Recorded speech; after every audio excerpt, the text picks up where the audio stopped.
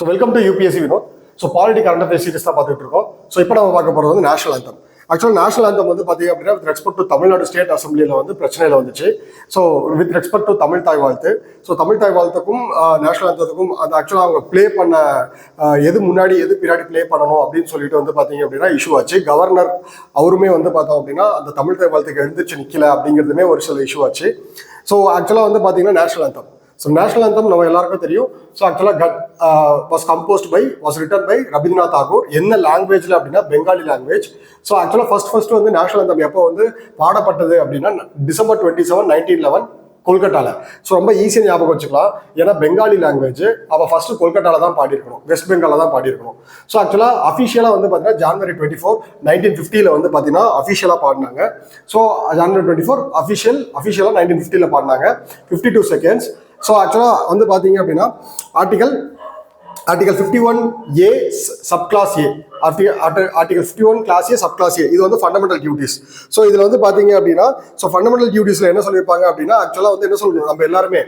So Indian constitution என்ன சொல்லியிருக்காங்கன்னா நம்ம நேஷனல் ஆந்தத்துக்கு மதிப்பு கொடுக்கணும்.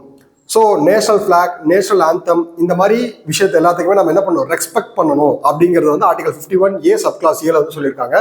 பட் இதில் ஆக்சுவலாக வந்து பார்த்தீங்க அப்படின்னா எந்த விதமான ஒரு ப்ராப்பரான கான்ஸ்டிடியூஷனல் ரூல்ஸும் சொல்ல கிடையாது. எல்லாரும் அட்டென்ஷன்ல நிற்கணும், ஸோ எல்லாரும் வந்து சல்யூட் அடிக்கணும், அந்த மாதிரி எல்லாம் சொல்ல கிடையாது. ஜஸ்ட் மதிக்கணும், ரெஸ்பெக்ட் பண்ணணும்னு தான் சொல்லியிருக்காங்க. ஸோ இந்த இடத்துல வந்து பார்த்தீங்கன்னா citizen must respect the constitutional constitution, national flag, national ஆந்தம்னு தான் சொல்லியிருக்காங்களே தாண்டி ஆக்சுவலாக இந்த இடத்துல வந்து கைட்லைன்ஸோ இப்படிதான் ரெஸ்பெக்ட் பண்ணணும், இப்படிதான் வந்து இது பண்ணணும்னு கான்ஸ்டிடியூஷன்ல சொல்ல கிடையாது. ஸோ அதுக்கு அடுத்து வந்து பார்த்தீங்க அப்படின்னா ஸோ இது நார்மலாக வந்து நேஷனல் ஹானர் ஆக்ட். இப்போ நம்ம இந்த நேஷனல் ஆந்தத்தை மதிக்கல அப்படின்னா நம்மள வந்து பார்த்தீங்கன்னா எதை பேஸ் பண்ணி வந்து பார்த்தீங்கன்னா prevention of insult of national honour act, prevention of insult of national honour ஆக்ட்ல வந்து நம்மள வந்து பார்த்தீங்க அப்படின்னா இப்போ யாராவது மீன்ஸ் நம்மளன்னு இல்லை, யாராவது நேஷனல் ஆந்தத்தையோ நேஷனல் ஆந்தத்தை வந்து நம்ம வந்து மதிக்கல அப்படின்னா ஸோ அவங்கள வந்து எந்த ரூல் படி அவங்க வந்து அக்யூஸ் பண்ணலாம் அப்படின்னா நேஷனல் ஆனர் ஆக்ட் 1971 படி அக்யூஸ் பண்ணலாம். ஸோ ஆக்சுவலாக நேஷனல் ஆந்தத்தை வந்து ஸ்கிப் பண்ணுறதோ இல்லை அது வந்து டிஸ்டர்ப் பண்ணுறதோ, நேஷனல் ஆந்தத்தை ஸ்கிப் ஆர் டிஸ்டர்ப் பண்ணுறதோ 3 years வரை வந்து பார்த்தீங்கன்னா imprisonment and fine. So fine, imprisonment ரெண்டுமே இருக்கு. ஸோ ரெண்டுத்துல ஏதாவது ஒன்று கொடுக்கலாம், ஆர்எல்ஸ் ரெண்டுமே வந்து பனிஷ் பண்ணலாம். பனிஷ் பண்ணுறது ஃபைன் ஆர் இம்ப்ரிசன்மெண்ட் கொடுக்கலாம் அப் டு 3 years. ஸோ இதுதான் வந்து பார்த்தீங்கன்னா national anthem. So national anthem ரீசெண்டாக நியூஸ்ல வந்தது காரணம் இதுதான். ஸோ அதே மாதிரி தமிழ் தாய் வாழ்த்துப்படி நமக்கு தெரியணும் அப்படின்னா மனோன்மணியம் சுந்தரம் பிள்ளை ஸோ 1891 வந்து பார்த்தீங்கன்னா தமிழ் தாய் வாழ்த்து வந்து பாடியிருப்பாங்க. மீன்ஸ் தமிழ் தாய் வாழ்த்தை வந்து மனோன்மணியம் சுந்தரம் பிள்ளை வந்து அப்போ 1891 எழுதியிருப்பாரு. ஸோ ஆக்சுவலாக வந்து பார்த்தீங்க அப்படின்னா ஸோ இது வந்து மனோன்மணியன், ஸோ மனோன்மணியன் அப்படிங்கிற ஒரு டிராமால தான் ஃபர்ஸ்ட் வந்து பார்த்தீங்க அப்படின்னா இந்த தமிழ் தாய் வாழ்த்தை வந்து பாடுறாங்க. ஸோ இது அஃபிஷியலாக தமிழ் தாய் வாழ்த்துன்னு சொல்ல கிடையாது. ஸோ இந்த தமிழ் தாய் வாழ்த்தை வந்து ஃபர்ஸ்ட் மனோன்மணியம் அப்படிங்கிற ஒரு டிராமால தான் பாடுறாங்க. ஓகேங்களா? So next preventive detention. So அடுத்தடுத்து நம்ம வந்து முக்கியமான பாயிண்ட்ஸ் எல்லாத்தையுமே பார்த்துட்டு போகலாம். ப்ரிவென்டிவ் டிடென்ஷன் ஆக்சுவலாக வந்து பார்த்தீங்கன்னா ஒரு லாஸ்ட் ஒரு 2-3 yearsவே ட்ரக்கோனியன் லா, செடிஷன் ஆக்ட் ட்ரக்கோனியன் லான்னு சொல்றாங்க. அதுக்கடுத்து ப்ரிவென்டிவ் டிடென்ஷனையும் ட்ரக்கோனியன் லான்னு சொல்றாங்க. இந்த மாதிரி ட்ரக்கோனியன் லானா என்னன்னா பிரிட்டிஷால மேக் பண்ணலாம், பிரிட்டிஷ் வந்து இந்த லா வந்து மேக் பண்ணியிருக்காங்க. ஸோ அதை வந்து பார்த்தீங்கன்னா நம்ம இன்னும் ஃபாலோ பண்ணிக்கிட்டு இருக்கோம். ஸோ இந்த ஆஸ்பெக்ட்ல பார்த்துக்கிட்டோம்னா மேஜர் பார்ட் ஆஃப் தி அதாவது என்னன்னா இன்னும் நிறைய லாஸ் வந்து நம்ம வந்து பிரிட்டிஷ் பார்ட்ல தான் நம்ம வந்து ஃபாலோ பண்ணிட்டு இருக்கோம். ஸோ ஈவன் ஐபிசி, அதாவது இப்போ பாரத நியாய சங்கீதா அப்படின்னு சொல்லியிருக்காங்க இல்லையா, அது எல்லாமே வந்து பார்த்தீங்க அப்படின்னா ஜஸ்ட் ரீனியன் தான் பண்ணியிருக்காங்க, சம் அடிஷன்ஸ் கொடுத்து வந்திருக்காங்களே தாண்டி பெருசாக எதுவும் சேஞ்சஸ் கொண்டு வரல. சரி, ஓகே, நாம இந்த பார்ட் வரலாம். ப்ரிவென்டிவ் டிடென்ஷன் அப்படிங்கிறது வந்து பாத்தீங்கன்னா சுப்ரீம் கோர்ட் வந்து ஆக்சுவலா சொல்லியிருந்தாங்க இது வந்து ட்ரக்கோனியன் லாவை தான் நம்ம இன்னும் ஃபாலோ பண்ற மாதிரி இருக்கு. ஸோ ப்ரிவென்டிவ் டிடென்ஷனுங்கிறது எதுக்காக வந்துச்சு? ஸோ அப்போ பிரிட்டிஷ் பீரியட்ல அதாவது யாராவது ஒருத்தர் தலைவர் வராங்க, பிரிட்டிஷோட கிங் வராங்க, குயின் வராங்கன்னா அவங்களுக்கு அகேன்ஸ்டா யாராவது இருக்காங்களா அப்படின்னா வரதுக்கு முன்னாடி அவங்க எல்லாத்தையும் அரெஸ்ட் பண்ணி வச்சிருவாங்க. அதுதான் ப்ரிவென்டிவ் டிடென்ஷன் அப்படிங்கிறது. ஸோ இதுல வந்து பாத்தீங்க அப்படின்னா அவங்கள அரெஸ்ட் பண்றதுக்கு வந்து வாரண்ட் தேவையில்லை, அவங்கள அரெஸ்ட் பண்ணி ட்ரையல் அதை கோர்ட்ல கொண்டு போய் நிறுத்தணும்னு அவசியம் இல்லை. லாஜிக் மீன்ஸ் நார்மலாக வந்து பார்த்தீங்க அப்படின்னா ஒருத்தர் அரெஸ்ட் பண்ணால் 24 ஹவர்ஸ்க்குள்ள கோர்ட்டில் போய் சப்மிட் பண்ணணும், எஃப்ஐஆர் ஃபைல் பண்ணணும் அப்படிங்கிறது ரூலிங்கில் இருக்குது. பட் ப்ரிவென்டிவ் டிடென்ஷனில் அரெஸ்ட் பண்ணால், இந்த நேம் ஆஃப் ப்ரிவென்டிவ் டிடென்ஷனில் அரெஸ்ட் பண்ணால் அவங்கள வந்து என்ன பண்ண முடியாது, அவங்கள வந்து ட்ரையல்லையோ இல்லை பெயிலையோ வெளியே அனுப்ப முடியாது. ஸோ இது டியூரேஷனும் வந்து பார்த்தீங்க அப்படின்னா எவ்வளோ நாள் வரையும் உள்ள வச்சுக்கலாம் அப்படின்னு யாரும் சொல்ல கிடையாது. ஸோ ஃபார் எக்ஸாம்பிள், இப்போ வந்து பார்த்தீங்க அப்படின்னா ஒரு அரசியல் தலைவர் வராங்க, அவங்களுக்கு அகைன்ஸ்டாக இங்கே ஒரு குரூப் இருக்குது அப்படின்னு ஸ்பெகுலேஷன் ஆகுது. அவங்க என்ன பண்ணுறாங்கன்னா ப்ரிவென்டிவ் டிடென்ஷன் மூலயமா அரெஸ்ட் பண்ணி உள்ளே வச்சிடுறாங்க. உள்ளே வச்சுட்டு அவங்கள வந்து அப்போ அரசியல் தலைவர் போயிட்டு அப்புறம் ரிலீஸ் பண்ணணும் அப்படின்னு ரூலில் இருக்கானா கிடையாது. முன்னாடி அரெஸ்ட் பண்ணணும்னு இருக்கு, பட் போன உடனே ரிலீஸ் பண்ணணும்னு இருக்கானா கிடையாது. அப்போ அதாவது அந்த குறிப்பிட்ட கால அவகாசம் வந்து பார்த்தீங்கன்னா அவங்களுக்கு வந்து கொடுக்க கிடையாது. ஸோ இது வந்து பார்த்தீங்கன்னா அதாவது ஃபண்டமெண்டல் ரைட்ஸ்க்கு அகைன்ஸ்டாகவே இருக்குது ப்ரிவென்டிவ் டிடென்ஷன்லாம். என்னென்ன fundamental rights? Article 22 clause 1, article 22 clause 2. So article 22 clause 1, article 22 clause 2 ரொம்ப முக்கியம். ஸோ ஆக்சுவலாக வந்து பார்த்தீங்கன்னா ஆர்டிகல் 22 கிளாஸ் 1, 22 கிளாஸ் 2. ஸோ இது ரெண்டுமே வந்து ரொம்ப முக்கியம். So rights of a person arrested. ஆக்சுவலாக வந்து பார்த்தீங்க அப்படின்னா ஒன்ஸ் ஒருத்தர் அரெஸ்ட் பண்ணிட்டா அவங்கள வீட்டில் வந்து அவங்களை வந்து இன்ஃபார்ம் பண்ணும். Right to be informed. So இது வந்து ரொம்ப ரொம்ப முக்கியம். ஸோ நெக்ஸ்ட் வந்து பார்த்தீங்க அப்படின்னா அவருக்கு வந்து லாயரை கன்சல்ட் பண்ணுறதுக்கு வந்து பார்த்தீங்க அப்படின்னா ரைட்ஸ் கொடுக்கணும்.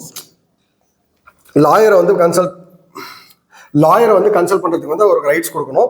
சேம் டைம் வந்து பார்த்தீங்க அப்படின்னா அதாவது மேஜிஸ்ட்ரேட் முன்னாடி 24 ஹவர்ஸ்க்குள்ள அவரை வந்து சப்மிட் பண்ணணும். ஸோ அதுக்கடுத்து வந்து பார்த்தீங்கன்னா நீங்கள் வந்து அதாவது 24 ஹவர்ஸ் மேஜிஸ்ட்ரேட் முன்னாடி நீங்கள் சப்மிட் பண்ணிட்டீங்க அப்படின்னா ஓகே, அவர் ஆர்டர் கொடுக்குறாரு அப்படின்னா ஃபர்தராக ப்ரொசீடிங்ஸ் பண்ணலாம். இப்போ மேஜிஸ்ட்ரேட் முன்னாடி 24 ஹவர்ஸ்க்கு மேலே ஒருத்தரை வந்து நம்ம என்ன பண்ணக்கூடாது, அரெஸ்ட் பண்ணி வைக்கக்கூடாது. ஸோ இதுதான் வந்து ஆர்டிகல் 22 கிளாஸ் 1, ஆர்டிகல் 22 கிளாஸ் 2ல வந்து பார்த்தீங்க அப்படின்னா கொடுத்துருக்காங்க. ஸோ இது வந்து ரைட், அதாவது ஒருத்தர் அரெஸ்ட் பண்ணால் அவர் வீட்லேயோ இல்லை அவருக்கு நெருங்கிய ஃப்ரெண்ட்ஸையோ இன்ஃபார்ம் பண்ணணும், இவரை நாங்கள் அரெஸ்ட் பண்ணிட்டோம் அப்படின்னு சொல்லிட்டு. ஸோ அதே மாதிரி அரெஸ்ட் பண்ண வர லாயரை கன்சல்ட் பண்ணுறதுக்கு வந்து பார்த்தீங்க அப்படின்னா ரைட்ஸ் கொடுக்கணும். ஸோ நம்ம இதை படத்துலேயே பார்த்துருப்போம், ஒருத்தர் அரெஸ்ட் பண்ண வராங்க அப்படின்னா உடனே அவங்க என்ன சொல்லுவாங்க, வெயிட் பண்ணுங்க லாயர் வராரு அப்படின்னு சொல்லுவாங்க. ஸோ அப்போ என்ன அர்த்தம்னா லாயர் வந்து அவங்கள வந்து சேஃப்கார்ட் பண்ணுறதுக்கு உண்டான ரைட்ஸை வந்து நம்ம கான்ஸ்டிடியூஷன் கொடுக்குது.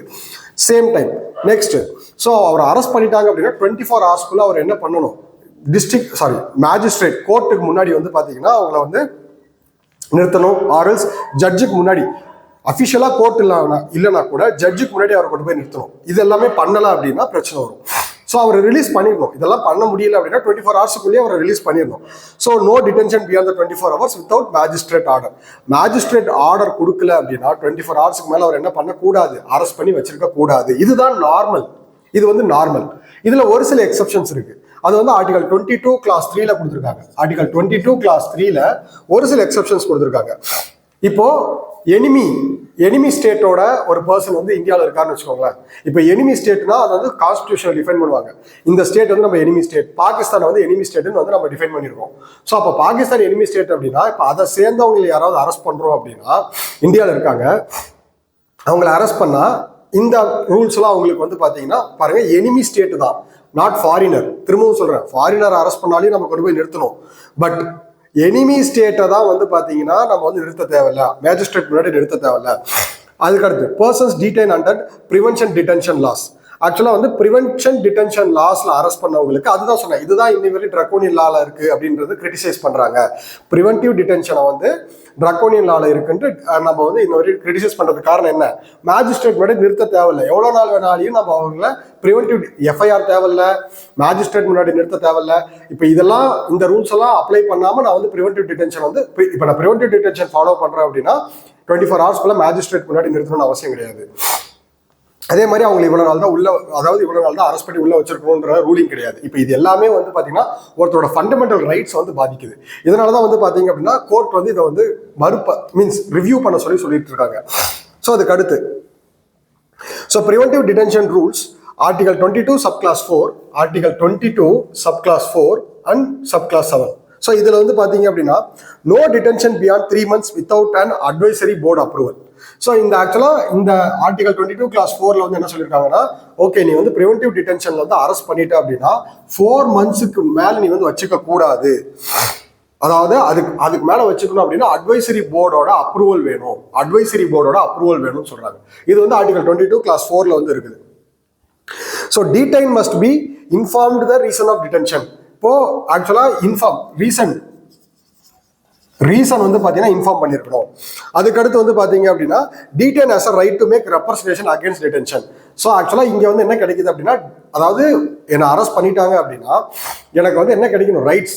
எனக்கு ஏன் அரெஸ்ட் பண்ணீங்க, என்னை ரிலீஸ் பண்ணுங்க அப்படிங்கிற அந்த மூவை வந்து அவர் வந்து எடுக்கலாம் அப்படின்னு சொல்றாங்க. Maximum detention period must be prescribed by parliament. So article 22 clause 4 என்ன சொல்றாங்கன்னா, maximum detention period must be prescribed by parliament. So இதுதான் வந்து பார்த்தீங்கன்னா ரொம்ப முக்கியம். ஸோ இது எல்லாமே வந்து ப்ரிவென்டிவ் டிடென்ஷன் சம்மந்தப்பட்டது. ஸோ கண்டிப்பாக வந்து ப்ரிவென்டிவ் டிடென்ஷன் வந்து ரொம்ப ரொம்ப முக்கியம். நேஷனல் ஆந்தமும் ரொம்ப ரொம்ப முக்கியம். அதுக்கு அடுத்தபடியாக நம்ம பார்க்க போகிறது வந்து முதிமான் கமிட்டி. இந்த வருஷம் இது வரதுக்கு வாய்ப்புகள் இருக்கு. ரொம்ப சிம்பிள். முதிமான் கமிட்டி அப்படின்னா ரொம்ப போட்டு காம்ப்ளிகேட் பண்ணிக்க வேண்டாம்.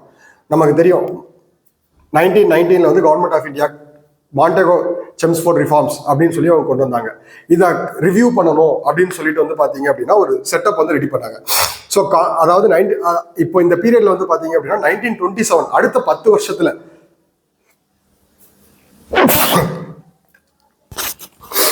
ஸோ சாரி ஆக்சுவலாக வந்து பார்த்தீங்க அப்படின்னா 1909 வந்து பார்த்தீங்கன்னா மின்டோ மார்லே ரிஃபார்ம். ஸோ அதுக்கு அடுத்து 10 வருஷத்துல நாங்கள் கான்ஸ்டியூஷன் டிவால்வ் பண்ணி கொடுக்குறோம்னு சொல்லியிருப்பாங்க. அதனால தான் வந்து பார்த்தீங்கன்னா 1919 வந்து நமக்கு வந்து மாண்டேகோ செம்ஸ்ஃபோர்ட் ரிஃபார்ம் வந்து இது பண்ணுவாங்க. அதுதான் கவர்மெண்ட் ஆஃப் இந்தியா ஆக்ட்னு சொல்லுவாங்க. இது சொல்லும் போது அடுத்த 10 வருஷத்துல நாங்கள் என்ன பண்ணுறோம், உங்களுக்கு இன்னும் பவரை டிவால்வ் பண்ணி கொடுப்போம் அப்படின்னு சொல்லியிருப்பாங்க. அதுதான் சைமன் கமிஷன். ஸோ இது ஏன் சைமன் கமிஷன் 10 வருஷத்துக்கு முன்னாடி வந்துச்சு அப்படிங்கிறத நீங்கள் ஹிஸ்ட்ரி படிக்கும் போது உங்களுக்கு தெரிஞ்சிருக்கும். நம்ம அதை கவனிக்கல. நம்ம ஃபோக்கஸ் டு முதிமான் கமிட்டி.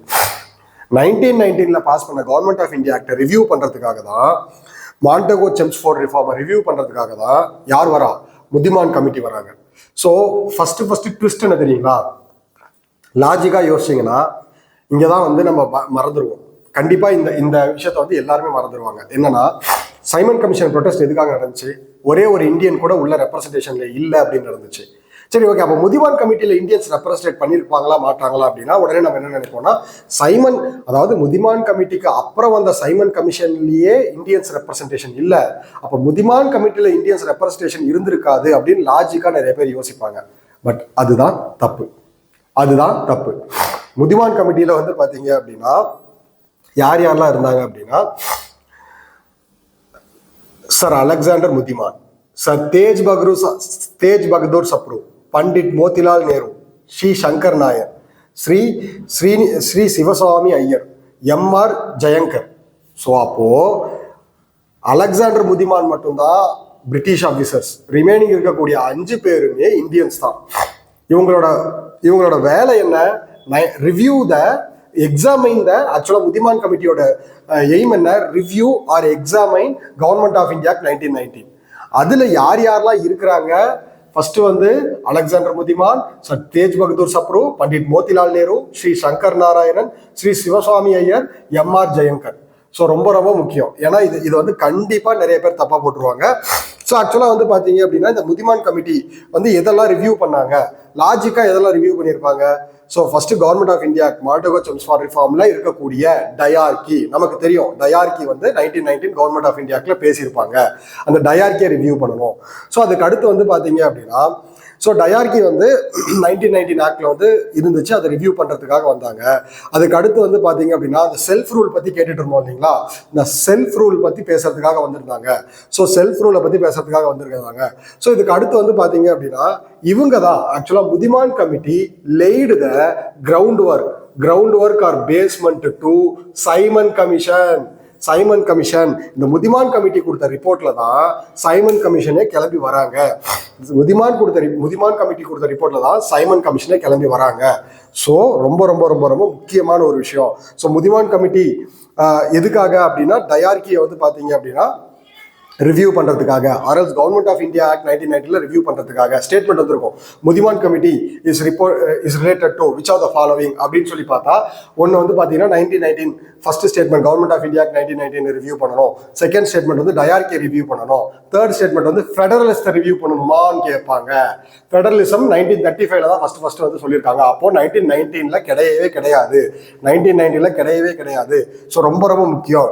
ஸோ ஆக்சுவலாக வந்து பார்த்தீங்க அப்படின்னா இந்த முதிமான் கமிட்டிஸ்ல வந்து ரெண்டா பிரிகிறாங்க. ஆக்சுவலாக இது நமக்கு இந்த அளவு டீட்டெயிலாக கேட்பாங்களா இல்லையான்னு தெரியல. முதிமான் கமிட்டிக்குள்ளேயே திடீர்னு ஸ்பிளிட் ஆயிடுது. Minority committee, minority report, majority report அப்படின்னு சொல்லுவாங்க.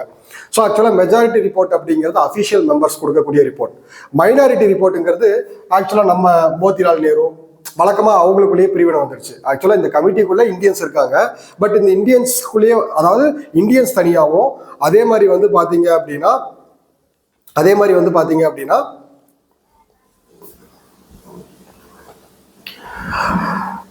பிரிட்டிஷ் தனியாகவும் வந்து பார்த்தீங்க அப்படின்னா பார்த்தாங்க. ஸோ மெஜாரிட்டி ரிப்போர்ட் வந்து பார்த்தீங்க அப்படின்னா டயார்கி வந்து நல்லா ஃபங்க்ஷன் பண்ணுதுன்னு ரிவ்யூ கொடுத்தாங்க.